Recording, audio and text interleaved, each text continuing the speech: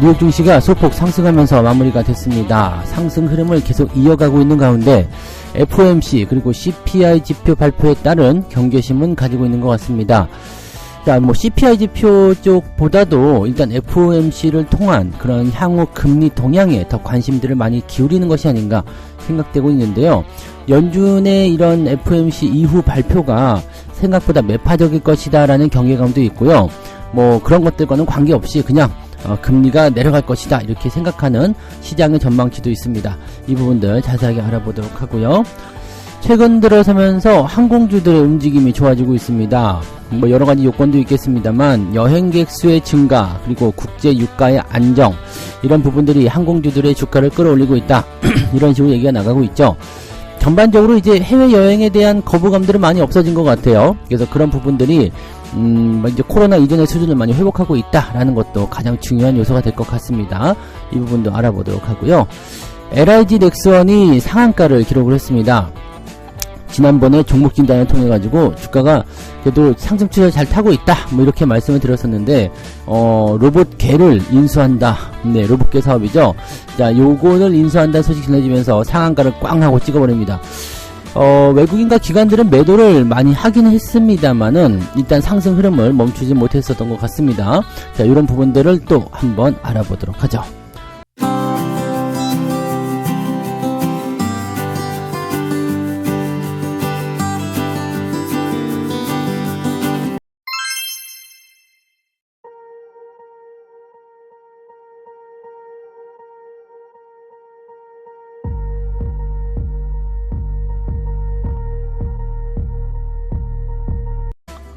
네, 반갑습니다. 오늘은 12월 12일입니다.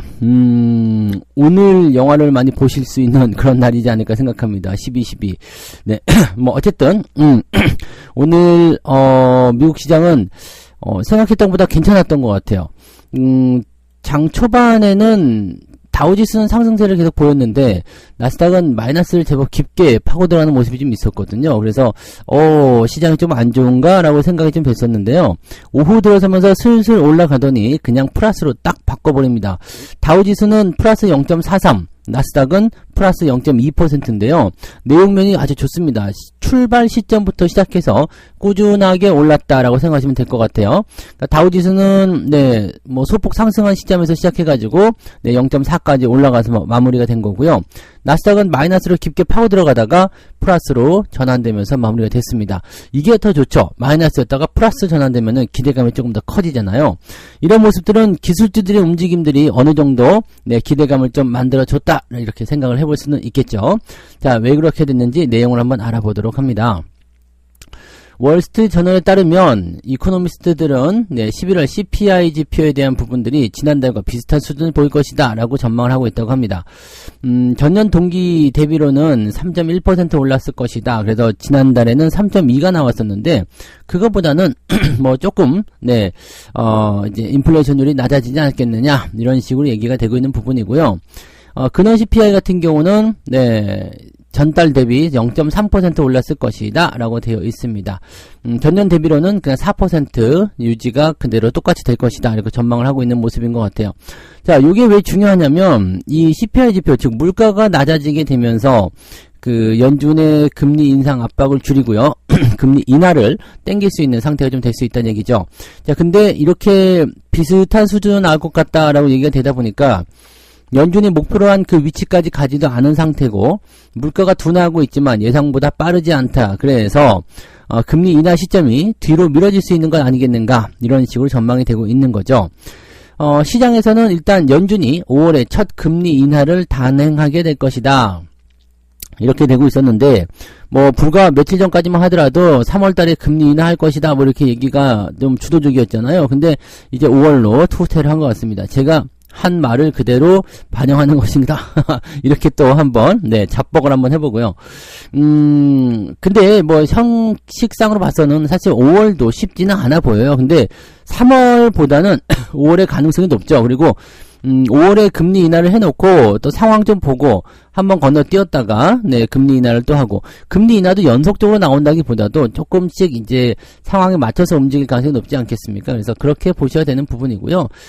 시장에서는 계속적으로 이제 3월달을 이야기했었습니다만은 그다지 신뢰도가 높지는 않습니다. 그래서 지금은 금리 인하에 대한 가능성이 조금 줄어든 상황이다라고 생각하시면 되겠죠. 12월에서는 네, 연준이 금리를 동결할 것이다. 근데 여기서 이제 얘네들이 어떻게 이야기를 하느냐에 따라서 시장의 어떤 반응이 좀 달라질 것 같아 보이긴 합니다. 연준 위원들의 금리 전망치를 담은 점도표가 이번에 나오게 되는데 이게 제일 중요하다 이거죠. 이제 내년 말 연준의 금리 전망치를 5.1% 정도로 이제 예상하고 있다 이렇게 되고 있는데 지금 현재 상황에서 본다라면은 뭐 조금밖에 낮춰지지 않은 그런 수준이에요. 그러니까 좀 별론데 라고 생각할 수 있었던 내용이긴 한데 시장에서는 4.0에서 4.25까지 떨어질 것이다. 금리가 4%까지 떨어질 것이다 이런 얘기가 되는 겁니다. 그러면 국채금리는 3%대로 낮아지게 되는 거가 되겠죠. 네. 뭐 정상화되는 과정이긴 하겠습니다만 이 시장 전망치와 연준 위원들의 전망치는 현재 괴리가 좀 크다라고 되어 있습니다. 연준 위원들 말대로 한다라면은 내년 연말쯤에나 금리 인하가 돼서 한 차례 정도 인하가 될 것이다라는 전망이고요. 시장의 전망치는 내년에 한 4차례 정도에서 많게는 5차례 정도까지 금리 인하가 될 것이다라고 전망이 되는 부분이죠. 그러니까 어떤 것이 맞느냐는 네, 가봐야지 알겠습니다만 5월 달에 금리 인하를 하게 된다라면 적어도 2-3차례 정도는 하지 않겠는가. 즉 시장 예상치와 연준의 예상치 중간 정도 섞어가지고 한 2번에서 3번 정도, 2-3번 정도 금리 인하 나오면 그것도 내년도의 시작점이다라고 생각할 수 있는 거라서 굉장히 긍정적으로 보시면 됩니다. 네. 자, 뉴욕 증시 전문가들은요, 이번 FOMC가 시장의 기대감보다도 매파적일 수 있다. 이 매파적으로 나오게 되면 또 시장이 한번 출렁거릴 수 있어요. 그것 때문에 지금 투자자들이 또는 시장이 약간 경계심을 드러내는 것이다라고 생각하시면 되거든요. 지금 지난 주말에 나온 실업률이라든지, 이제 고용지표, 이런 것들이 이제 강하게 나타났다는 것이 이제 부담을 좀 줄 수 있는 내용이 좀 되고요. 그리고 또 이제, 무조건적인, 그런 어떤 시장 예상치, 이런 것들보다도, 지금 CPI 지표나 이런 것도 그냥 굳어져 있는 상태잖아요. 그러니까, 생각했던 것보다 매파적인 발언이 연준에게서 나올 수 있다. 이렇게 됐을 경우에는 살짝 부담감을 느낄 수 있는 그런 시장 기조가 만들어질 것 같다.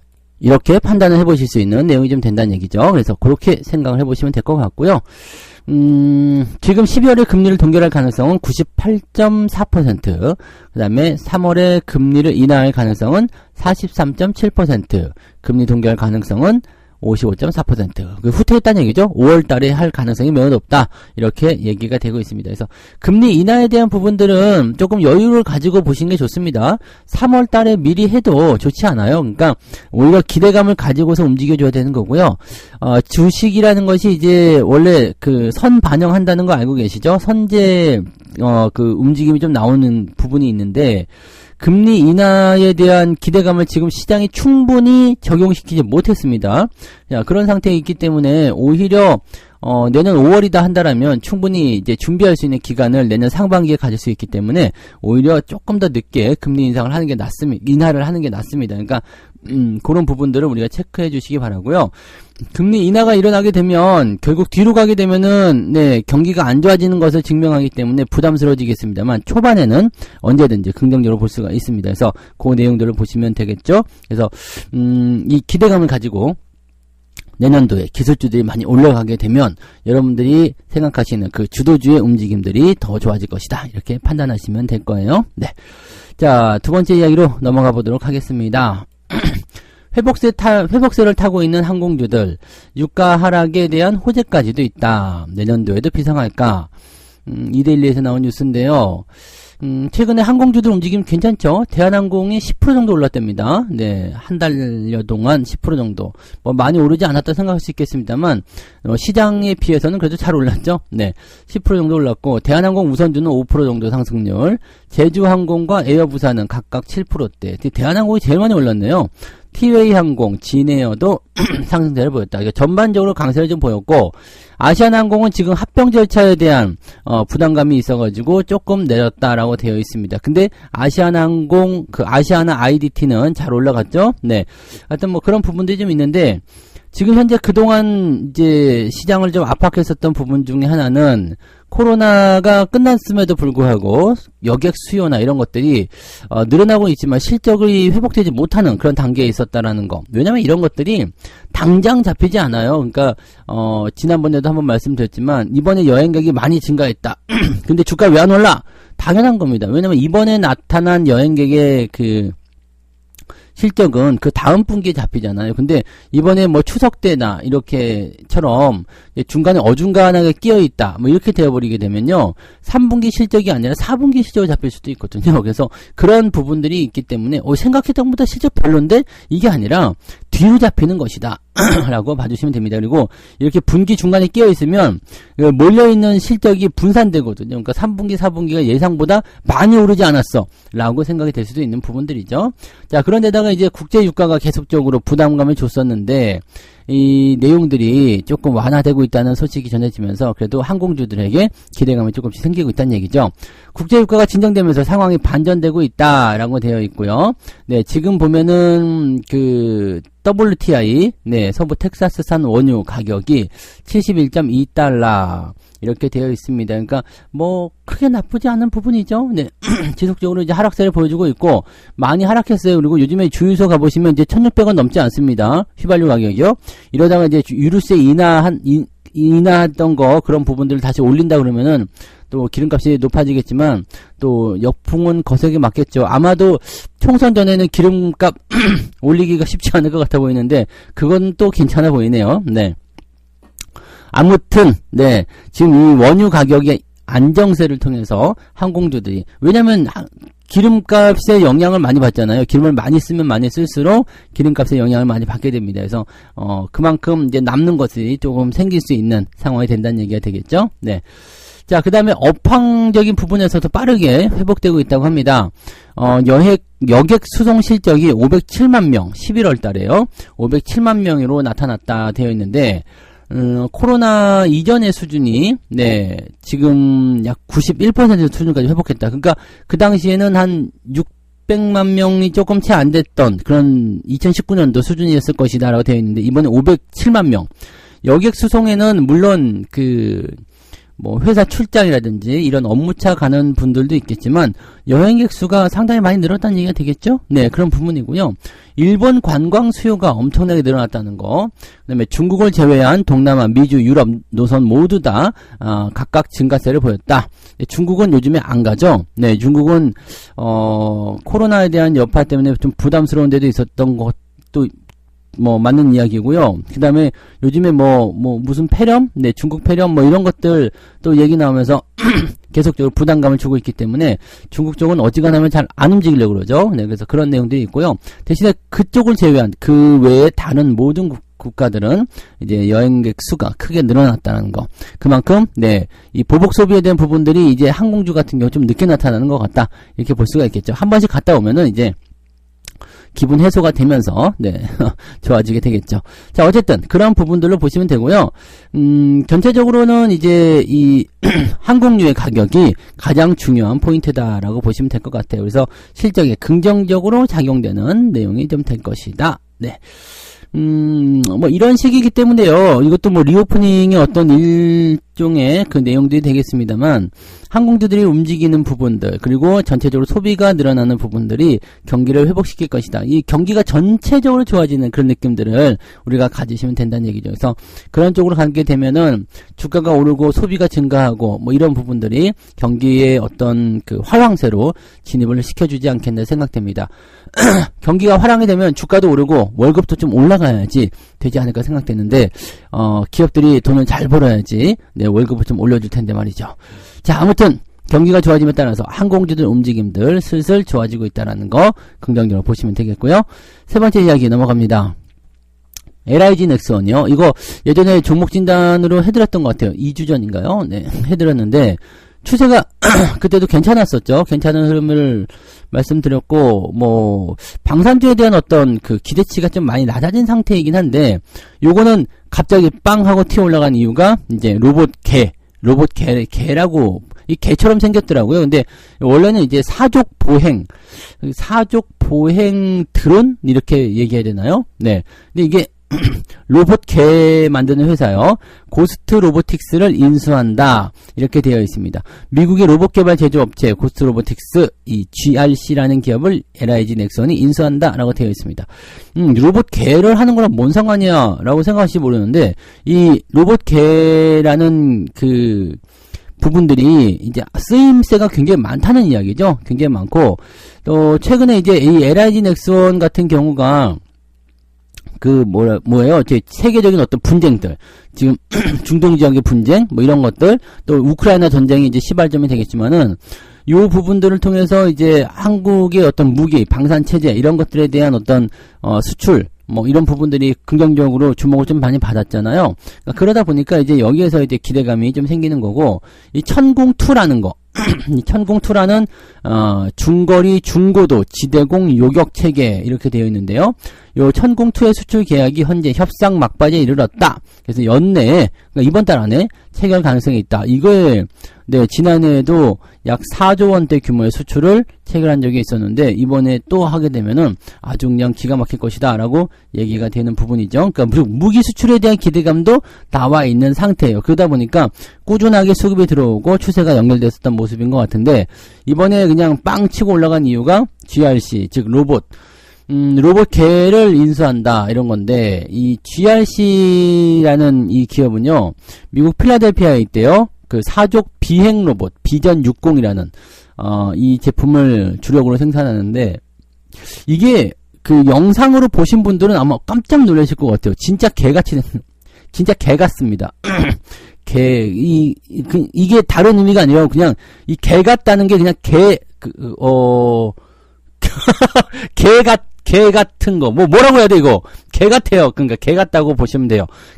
개처럼 이렇게 걸어 다니는, 그런 거라고 보시면 되는데, 아무튼 이 개 같은 게, 좀 이상한데? 개를 닮은, 로봇개. 이게 강아지처럼 이렇게 걸어 다니는데, 계단도 올라가고요. 이렇게 써요. 근데, 이거 군견용을 써야 되겠다. 감시용 쓰겠다. 저는 이렇게만 생각했는데, 이게 비행도 해요. 날아다니면서 하기도 하고요. 그 폭발물 탐지라든지 카메라를 가지고서 건물 내부를 구석구석 돌아다니면서 뭐가 숨어있나 안 숨어있나 또 그 건물 내부를 확인할 수 있는 용도로 쓰이기도 하고요. 계단도 잘 올라가고 아주 기가 막힙니다. 그래서, 이런 것들이 이제 실질적으로 활용이 되기 시작하면 정말 멋있지 않을까라는 생각도 좀 해볼 수 있을 것 같아요. 여기다가 그냥 가죽만 입으면 진짜 개 같은, 그런 게 나타날 수도 있을 것 같긴 하죠. 근데, 아무튼 이제 시작점이기 때문에, 뭐다 이렇게 딱 말하기는 어렵겠습니다만 상당히 비전이 있는 그런 부분들의 그 내용이 아니겠는가라고 생각이 됩니다. 그래서 그것을 우리가 참고해 본다라면 기대감들이 더 훌륭하게 작용될 수 있을 것이다 라고 생각을 해봅니다. 이렇게 되면 로봇 쪽도 포함이 될 테고요. 로봇 사업 쪽도 많이 올라갔잖아요. 그래서 로봇 쪽 또는 이제 드론 또는 AI 다 포함되겠죠. 반도체도 이렇게 들어가게 될 테고 로봇 강아지가 혼자서 움직일 수 있는 건 아니니까 이제 방산 이런 것도 포함되고요. 다만 이제 LIG 넥슨에 대한 부분들은 기관과 외국인이 올라갈 때 털고 넘어가는 상황이 있었기 때문에 개인들이 위쪽에서 달라붙는 그런 형태로 진행돼서 추가적인 상승이 일어날 수 있겠지만 변동성도 상당히 클 수 있다는 것만 우리가 참고해 주시면 될 것 같습니다. 아무튼 이 개 같은 로봇을 가지고서 LIG 넥슨의 목표 주가가 증권사에서 계속적으로 높여주고 있는 그런 상황이 되었다. 긍정적이다. 이렇게 보시면 되겠습니다. 근데 단기간에 너무 올라가면 항상 조심하셔야 됩니다. 요즘에 상한가 폭이 30%이기 때문에 상당히 변동성이 크게 나타날 수 있습니다. 올라갈 때는 따라가지 않는 것이 중요하겠죠? 자, 이렇게 해서 오늘 세 가지 이야기 전달해 드렸습니다. FOMC를 앞두고서 경계심이 발동을 했는데 다행인 것은 기술주들의 상승을 통해서 나스닥도 올라서서 마무리됐다라는 거. 국내 증시에는 기대감이 계속 작용할 수 있을 것 같아요. 어제 외국인들 매수가 막판에 순매수 들어온 부분들을 생각해 본다면 기대감을 좀 가질 수 있지 않을까 판단되고요. 자, 회복세를 타고 있는 항공주들 조금 더 시간을 두고 보긴 해야 되겠습니다만 서서히 계속적인 회복세를 보이게 될 것이다. 이렇게 생각하시는 게 맞을 것 같아요. 그래서 리오프닝 전체적으로도 분위기가 좀 형성됐으면 좋겠다 생각되고요. LIG 넥슨의 목표 가격을 증권사에서 계속 높여잡고 있는 상황인데 뭐 충분히 가능성이 있고 기대감이 크게 잡혀 있습니다. 다만 단기간에 많이 올라온 부분에서 기관과 외국인들이 물량을 던지기 시작했고요. 그 상태에서 개인들만 그 물량을 받아서 올리고 있는 상태라서 약간의 변수는 우리가 고려해야 되지 않겠는가 생각됩니다. 근데 앞으로 전망이라든지 이런 부분들은 아직까지는 괜찮았었는데요. 이제 올라가면서 상황이 또 어떻게 바뀔런지는 좀 지켜봐야 될 것 같네요. 그죠? 이 부분들 고려하셔서 안전성 있는 안전한 투자 하시기 바랍니다. 자, 책 한 곡 읽고 마무리합니다. 153페이지 읽어보세요. 네, 투자에서는 가성비, 즉 기대 수익률이 중요하다. 지금 매수한 가격이 얼마만큼 올라갈 수 있을지 반드시 고려하라. 오랫동안 고생하면서 보유한 주식의 목표 주가가 겨우 5% 남짓이라면 얼마나 허탈하겠는가, 이렇게 얘기가 되어 있네요. 네, 그러니까 크게 멀리 갈 수 있는 그런 종목을 매수하라, 이런 얘기가 된다는 얘기죠. 네. 자, 오늘도 그런 종목 찾아서 성공 투자하시기 바라고요. 좋은 하루 보내시기 바랍니다. 저는 장중시장 때 다시 올게요. 고맙습니다. 본 방송에서 제공되는 모든 정보는 투자 판단의 참고 자료이며 투자의 최종 책임은 본 방송을 이용하는 본인에게 있습니다.